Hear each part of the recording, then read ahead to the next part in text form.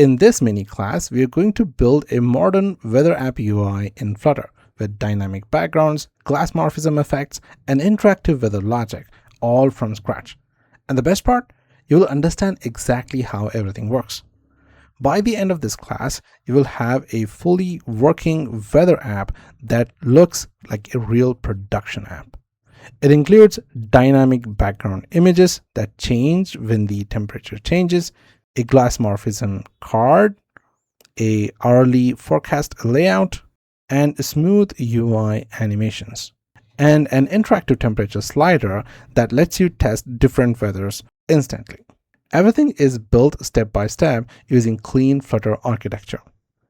In this mini class, you will learn how to structure a Flutter project like a real Flutter developer, build layered layouts using Stack, create dynamic UI based on logic, implement glassmorphism effects with backdrop filters, build reusable widgets for scalable UI, and design clean interfaces that feel modern and professional.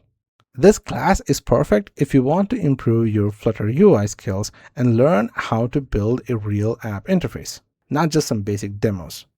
Alright, enough talking. Let's open Flutter, create our project, and start building this beautiful weather app UI together. Let's get started.